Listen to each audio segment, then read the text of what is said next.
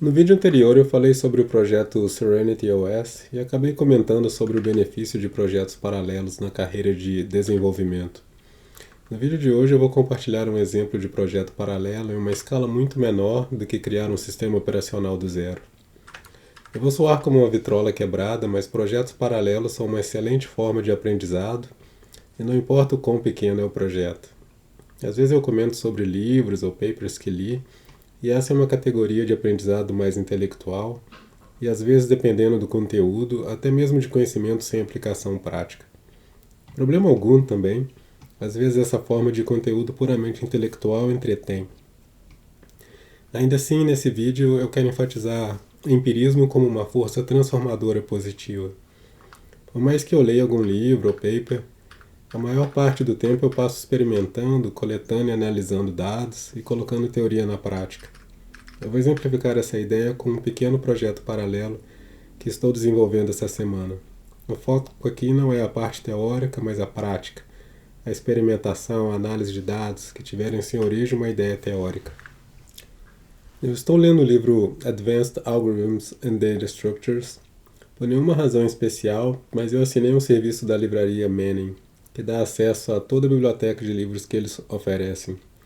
E acabei adicionando vários títulos que me chamaram a atenção, incluindo o livro Advanced Algorithms and Data Structures. O capítulo 2 do livro desenvolve uma Priority Queue, e em especial o capítulo fala sobre D-Way Heaps.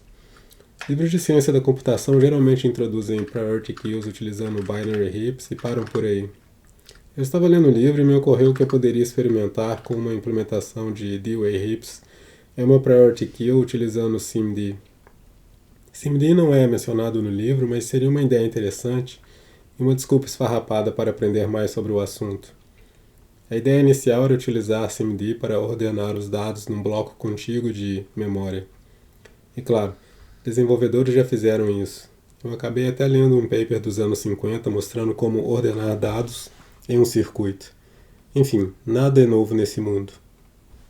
Eu ainda vou fazer um vídeo sobre o assunto, mas Priority Queues e SIMD não é o tema desse vídeo.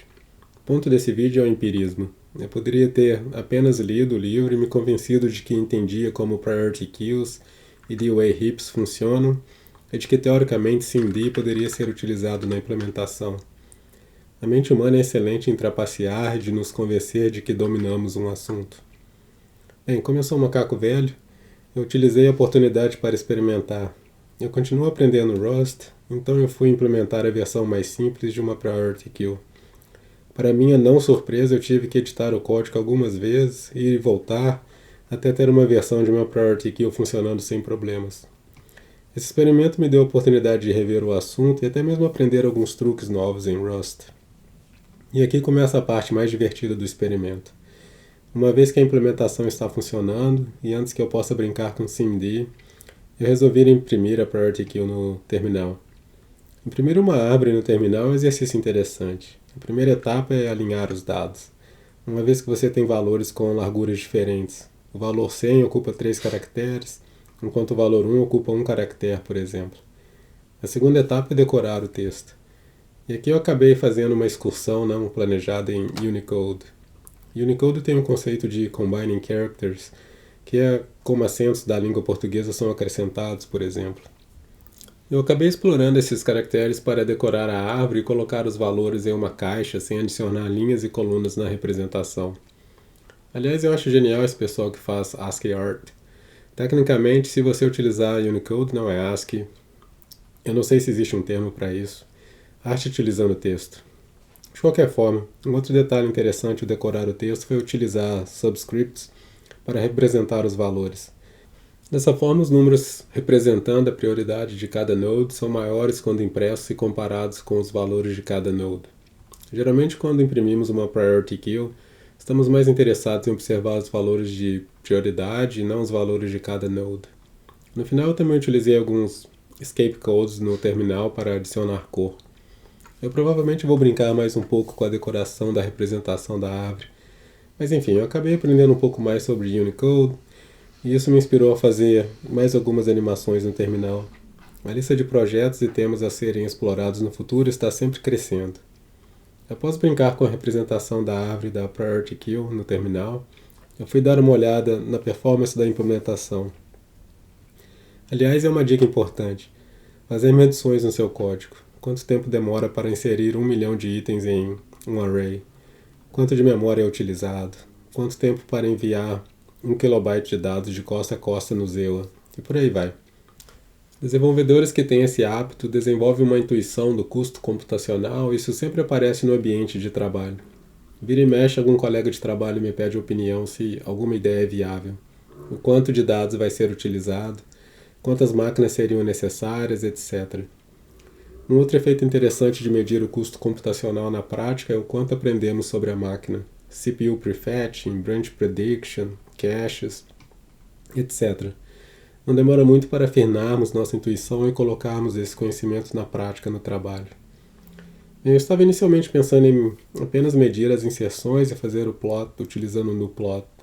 Mas uma vez que ando interessado em inteligência artificial, eu resolvi fazer o plot utilizando um notebook em Python. Eu gerei essas métricas num laptop da Apple com M1. Cada ponto nesse plot são 1000 inserções na Priority Queue com um total de 10 milhões de inserções. É incrível o poder computacional hoje em dia. Quando olhamos para os percentiles, vamos notar que 50% das inserções ocorreram em 15 microsegundos. 1000 inserções custaram apenas 15 microsegundos. 99,9% das inserções ocorreram em menos de 56 microsegundos. Nós precisamos de 4 noves para observarmos mais de 100 microsegundos para inserir 1000 itens.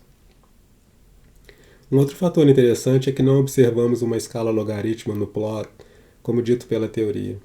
Aliás, nós observamos um maior custo nas primeiras medidas, e depois o custo das inserções diminui e se torna uma linha constante. Esse tipo de intuição é útil no dia a dia. Por exemplo, se esse código fosse utilizado em servidores, você poderia fazer o warm-up do código antes de servir tráfego para seus clientes em um deploy. Outro exemplo, imagine que sua empresa tem 10 milhões de usuários e você precisa colocar uma referência de cada usuário em uma Priority Queue. Bem, vai demorar no pior caso 100 microsegundos para inserir 1000 usuários. Você pode estar se perguntando por que eu medi as inserções em blocos de 1000. Inicialmente eu tentei medir cada inserção. E apenas batendo o olho no código eu imaginei que cada inserção iria custar alguns nanosegundos. Qual não foi minha surpresa quando 25% das inserções custaram 0 nanosegundos? Isso não é possível. Teoricamente o M1 tem por volta de 3 GHz, então cada instrução vai custar por volta de 0,3 nanosegundos. Claro, nem todas as instruções têm o mesmo custo e existem várias optimizações possíveis na CPU. Eu primeiro olhei meu código, tudo parecia ok. Eu então fui dar uma olhada no que a standardlib do Rust estava utilizando para ler o tempo. Eu experimentei utilizar a medição de tempo que o kernel da Apple oferece, contar os ticks, fazer o pin do core executado e observei os mesmos resultados. 0 nanosegundos em uma parte considerável das medidas. Eu ainda não resolvi esse mistério, é provável que exista algum bug no código da standardlib, kernel ou até mesmo no hardware da Apple. Eu tenho um amigo que trabalha no kernel e drivers da Apple e ele veio me visitar esse final de semana. Eu mostrei o código para ele e ele me disse que conhece alguém na empresa que é responsável por essa área. Ele vai compartilhar o meu experimento. Vamos ver qual será o diagnóstico. Bem, eu queria compartilhar nesse vídeo um exemplo simples, implementar uma Priority Queue. Mas quando experimentamos com o código, nós invariavelmente esbarramos em outros conceitos e surpresas. Eu comecei implementando uma Priority Queue, mas aprendi um pouco mais sobre Rust, sobre algumas bibliotecas de tempo disponíveis em Rust, o que o kernel da Apple oferece para medir o tempo, escrevi um pouco de Python e até aprendi mais sobre Unicode. Ainda por cima, tenho agora um mistério para resolver. Essa semana eu estou on call, então não sobra muito tempo para fazer vídeos. Eu vou ficando por aqui e solto um vídeo novo semana que vem. Até a próxima!